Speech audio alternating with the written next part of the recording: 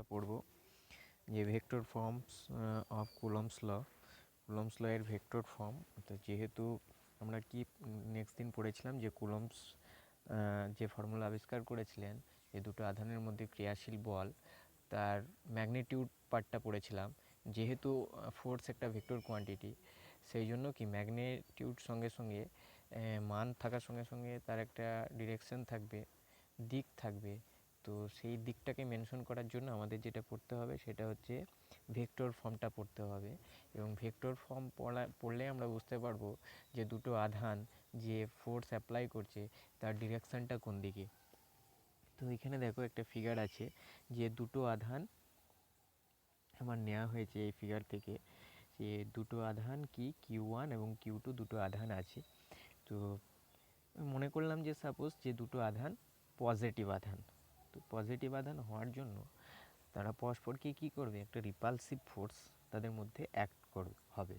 অর্থাৎ Q1 কী করবে, Q2কে ঠেলবে, Q2ও কী করবে, Q1কে রিপেল করবে, পরস্পরকে রিপেল করবে। তো দেখো এখানে যে এই দুটো আধানকে আমি রেখে দিয়েছি। তো একটা অরিজিনের রেসপেক্টে এই দুটো আধানের পজিশন ভেক্টর আমরা 11-এ পড়েছি। তো পজিশন ভেক্টর Q1 আধানটার পজিশন ভেক্টর হচ্ছে R1 vector, Q2 আধানটার position vector হচ্ছে R2 ভেক্টর।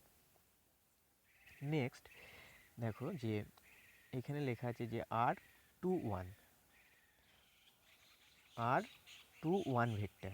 তো R21 ভেক্টর এটার মানে কি, যে R21 ভেক্টর মানে হচ্ছে যে পজিশন কোথা থেকে কোথায়, যে ফ্রম Q1 টু Q2, মানে Q1 থেকে Q2-র যে পজিশন সেটাকে আমরা কিভাবে ডিফাইন করব, R21 ভেক্টর। তো নিচে কি টু আর ফ্রম, মানে যেখানে যাচ্ছে সেই নাম্বারটাকে আগে লিখবো, আর যেখান থেকে যাচ্ছে সেই নাম্বারটাকে পরে লিখবো। তো R21 তাহলে কোথায় থেকে কোথায়, 1 নম্বর থেকে 2 নম্বর, সেই জন্য যাচ্ছে কোথায়, 2 নম্বরের দিকে, সেই জন্য 2 1, তাহলে R21 ভেক্টর। একই রকম R12 ভেক্টর মানে কি, R12 ভেক্টর তার মানে কোন দিকে যাচ্ছে, 1-এর দিকে, কোথা থেকে, 2 থেকে, তার মানে পজিশনটা কোন দিক থেকে কোন দিকে, R12 মানে 2 থেকে 1, মানে from Q2 two Q1। Next ফোর্সকেও আমি সেভাবে ডিফাইন করেছি একই রকমভাবে, যে F21 ভেক্টর, একটা ফোর্স F21 ভেক্টর দিয়ে ডিফাইন করেছি, F21 ভেক্টর। তো F21 মানে কি, যে force on Q2 by Q1, এখানে কি যার উপর প্রযুক্ত হবে সেই নাম্বারটা আমি আগে রাখবো এবং যার দ্বারা প্রযুক্ত হবে সেই নাম্বারটাকে পরে রাখবো। তাহলে F21 মানে কি, 1 নম্বর 2 নম্বরের উপর যে বল প্রযুক্ত করছে সেটাকে আমরা F21 দিয়ে ডিফাইন করছি, যে 1 নম্বর 2 নম্বরের উপর তাকে কি, যেহেতু দুটোই পজিটিভ তাহলে Q1 কি করবে, Q2কে বাইরের দিকে ঠেলবে, সেই দিকটা কি F21 ভেক্টর বাইরের দিকে আরও দিয়ে দেখানো আছে। তাহলে F21 মানে কি, 2 নম্বরের উপর প্রযুক্ত বল কার দ্বারা, 1 নম্বরের দ্বারা। তো force on Q2 by Q1। একই রকম F12 আমরা দেখতে পাচ্ছি, F12 তার মানে কার উপর, 1 নম্বরের উপর, কে প্রযুক্ত করছে, 2 নম্বর। তো এটা ফোর্সের ক্ষেত্রে কোন নাম্বারটা আগে আসবে, যার উপর প্রযুক্ত হচ্ছে সেই নাম্বারটা আগে আসবে, আর যার দ্বারা প্রযুক্ত হচ্ছে সেটা পরে আসবে। আর পজিশন ভেক্টরকে যখন ডিফাইন করব তখন কি হবে, যেদিকে যাচ্ছে সেই পজিশনটাকে, সেই নাম্বারটাকে আমি আগে রাখবো, যেখান থেকে যাচ্ছে সেটাকে পরে রাখবো। এটা আর কিছুই না, বোঝার সুবিধার্থে। তো আমরা এই ছবিটা থেকে বুঝতে পারলাম। নেক্সট এটাকে ডিরাইভড করতে হবে। নাও F21 ভেক্টর, এটাকে কি লিখেছি, 1/4 pi epsilon naught Q1 Q2। তাহলে F21 মানে আমরা ছবিটা আবার দেখব, F21 মানে Q1 Q2 উপর যে বল প্রযুক্ত করছে, তাহলে সেই বলের অভিমুখটা কোন দিকে, R21 ভেক্টর যেদিকে সেই দিক বরাবর। তো সেই জন্য R21 ক্যাপ ইউনিট ভেক্টর, যেটা আমরা জানি যে মানের সঙ্গে ইউনিট ভেক্টর গুণ হয়ে আছে। এবার দেখো ভেক্টর যে লজিক আছে কাজ করেছে এখানে, 1/4 pi epsilon naught Q1 Q2 R21 vector মডের স্কোয়ার, মানে R স্কোয়ারের ফর্মুলা যেটা, আর ইউনিট ভেক্টর মানে কি, সেই ভেক্টর বাই সেই ভেক্টরের কি মান। তাহলে নিচে কি চলে আসলো, r21 ভেক্টর মড তার কিউব ইন্টু কি r21 ভেক্টর।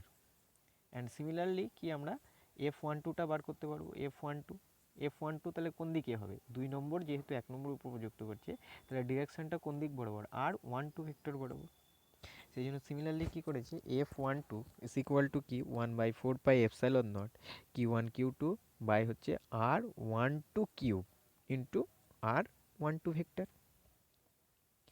এবার দেখো যে আমরা যদি ছবিতে চলে যাই, যে r12 মানে q1 থেকে q2 যে পজিশন, যে ডিস্টেন্স, অ্যান্ড q2 থেকে q1 এর যে ডিস্টেন্স সেটা কি ইকুয়াল। অর্থাৎ কি r12 আর r21 ভেক্টর এরা মানের দিক থেকে কি সেম, কিন্তু এদের ডিরেকশন কি দুটো অপোজিট, r21 একদিকে r12 কি আরেক দিকে। সেই জন্য আমরা কি করেছি যে ম্যাগনিটিউড এদের দুটো কি সমান, r21 ইজ ইকুয়াল টু কি r12 ভেক্টর। বাট আমরা কি লিখতে পারি ফিগার থেকে, এখানে ফিগার থেকে আমরা যদি ভেক্টর ফর্মুলা ইউজ করি তাহলে r1 vector plus r21 vector, এই দুটো ভেক্টরের লব্ধি কী হবে, r2 ভেক্টর। সেটাই এখানে লেখা আছে যে এই যে r1 vector plus r21 vector is equal to কত, r2 ভেক্টর। এখান থেকে r21টাকে আমি বার করে নিলাম, r21টাকে বার করে নিলাম, r21 কি আসলো, r2 মাইনাস r1। একই রকমভাবে আমি যদি r12 বার করি, ফিগার থেকে যদি আমি আসি r12, তার মানে কি r2 vector plus r12 vector is equal to কি আসবে, r1 ভেক্টর। তো ওখান থেকে আমরা কি পাবো যে r12 সমান কত, r1 ভেক্টর মাইনাস কি r2 ভেক্টর। তাহলে এখান থেকে আমরা কি লিখতে পারি, যে আমরা কি লিখতে পাচ্ছি, তাহলে কি দেখতে পাচ্ছি যে r21 vector is equal to কি মাইনাস r12 ভেক্টর। কারণ এখানে একটা মাইনাস যদি আমি কমন নিই তাহলে ওটা চলে আসবে। তাহলে এই ভ্যালুটা আমি এই দুটো ইকুয়েশনে যদি পুট করে দিই তাহলে কি চলে আসবে, যে f12 ইজ ইকুয়াল টু কি মাইনাস f21 ভেক্টর। তো এটাই হচ্ছে ভেক্টর ফর্মস। তো এখান থেকে আমরা কি বলতে পারলাম, যে ফোর্স আর ইকুয়াল বাট কি opposite, the forces are equal and opposite. অর্থাৎ কুলম্বস যে ফোর্স সেটা কি ইকুয়াল অ্যান্ড অপোজিট। তো এটা একটা ভেক্টর ফর্মস, কুলম্বস লয়ের ভেক্টর ফর্মস যদি বলে তাহলে এত দূর করে করে আমাকে আসতে হবে, ছবিটা দিতে হবে, ছবি থেকে এগুলো মেনশন করতে হবে, r12 কি, r21 কি, f12 কি, f21 কি।